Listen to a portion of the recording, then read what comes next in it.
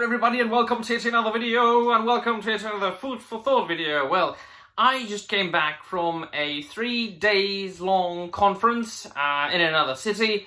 It was a teacher's conference. I'm a teacher, and the work actually starts kind of next month. No, not next month, next week. And I'm still in a talkative mood, so let's do it. I also had time for a lot of leisure time activities. I combined it a little bit with a second vacation, and also I had 1 million cups of coffee today, so I am overpowered now. However, I want to talk about adaptations. Yes, why? Because I had a very wholesome and very thought-provoking conversation with somebody at the conference. And this is a topic for, about 1 million videos. I want to talk about adaptations and what makes adaptations bad, or rather, what makes a good story a bad one when it is being adapted.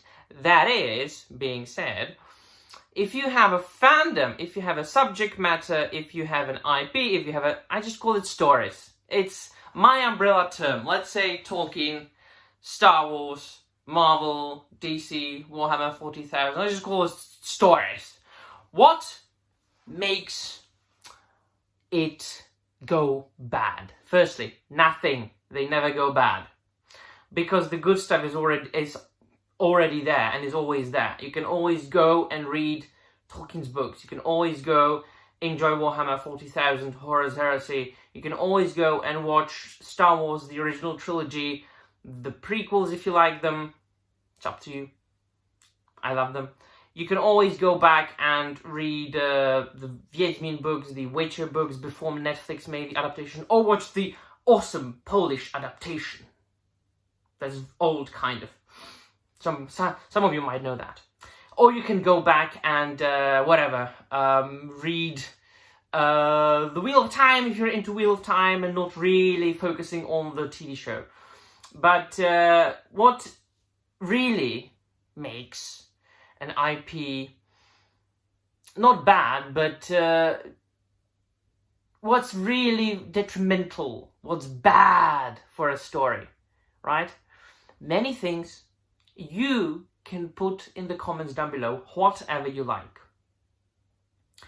What's bad for a story? For an IP, if you want to call it like that. A franchise, if you want to call it like that. But really, the franchise is one of the key words. So, I'm choosing one. I'm picking one of many. And I want to talk about that. Because I think it's one of the most detrimental ones. It's one of the most common ones. Of course, if you come up with any more, put it down in the comments down below. When it goes mainstream, when it stops being niche, when more and more people know about it, and when normies get to know it, and when the normies start getting into that fandom. Once you let normies in, there are problems. Problems arise, problems awaken. Just look at The Lord of the Rings itself. Tolkien, yes, admittedly, he has been for a long time one of the greatest and the most popular modern fantasy stories in the world. Anything by Tolkien. I'm not now putting aside his academic work. He's been he was one of the great, and still is, one of the greatest academics and linguists and philologists in the world. But let's focus on his fantasy, a revolutionary fantasy author who inspired hundreds and hundreds of other authors, not only fantasy, but in other genres as well, who brought revolutionary aspects not only to fantasy, to the fantasy genre, but language itself. The spelling of the word dwarf, dwarves, and elf, and elves, so on and so forth.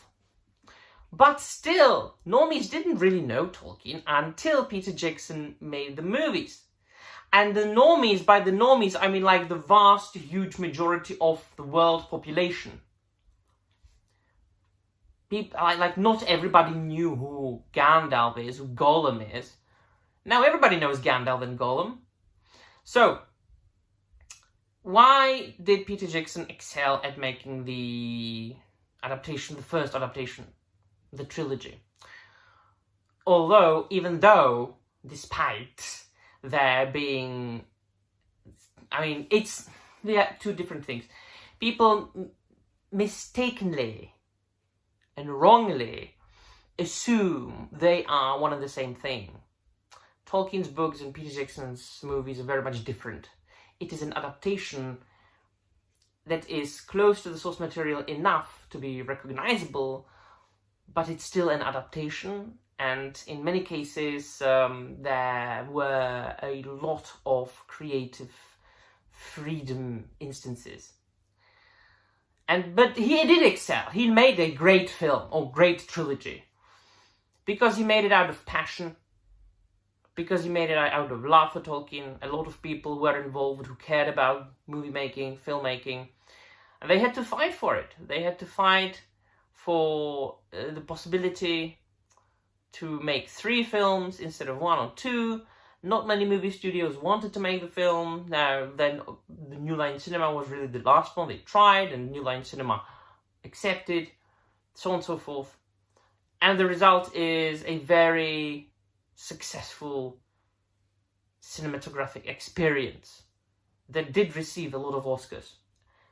The Return of the King alone, 11 Oscars in one night. Come on. And so the entire world got to know the Lord of the Rings, the story. And since then, nothing good has been made. Hobbit? Come on. I mean, they are good.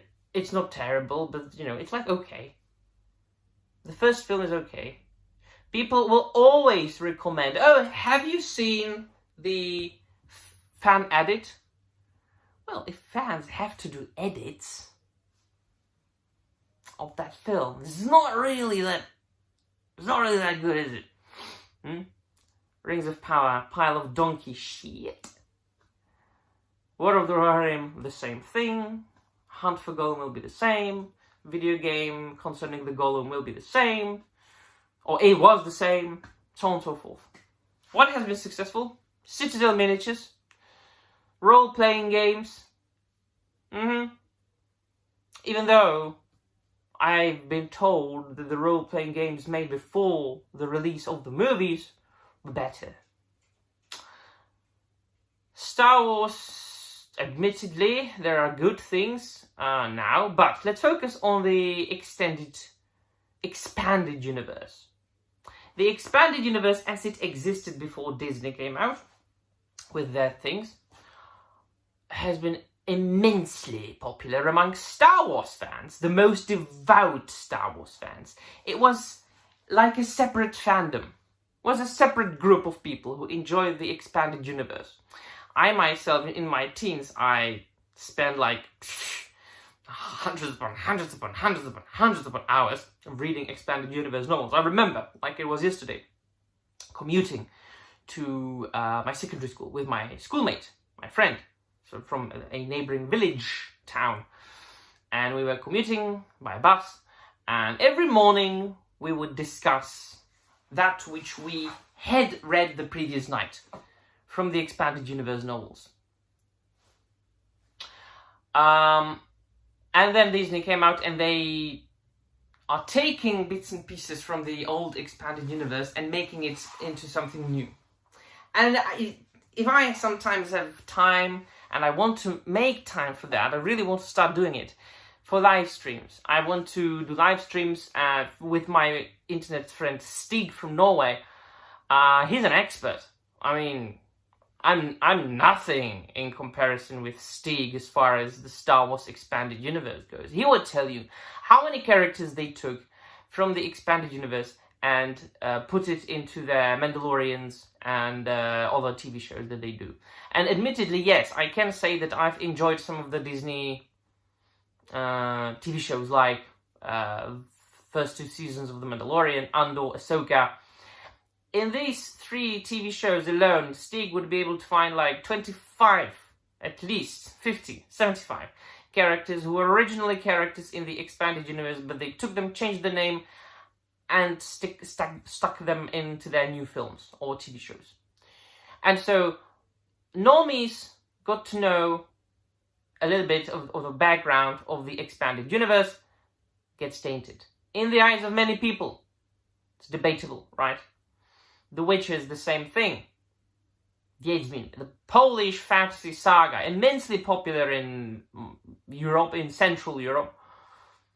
Then it got, it made into a video game. That's got it worldwide renown, of course. And then because it was so popular, Netflix TV show got made. And it got turned into a piece of shit. Go back to the Rings of Power. What did Bezos want? He said to himself, I want to make a fantasy show of the same success as Game of Thrones is getting. What's even more popular fantasy than Game of Thrones or A Song of Ice and Fire? Oh, Tolkien! Let's get Tolkien and shit on it. On him. Let's present it to the wide audience, even wider audience. So, the more famous things get, the greater danger of them being kind of quote-unquote tainted there is. But then again, can they really be tainted? No, they can't, because we can always go back and read the original stuff and just ignore the bad stuff that we don't really even like or care about. Food for thought. Brainstorming. Had to get it out. You let me know in the comments down below. Do you think they'll be all? Thank you very much for watching. And I'm out of here.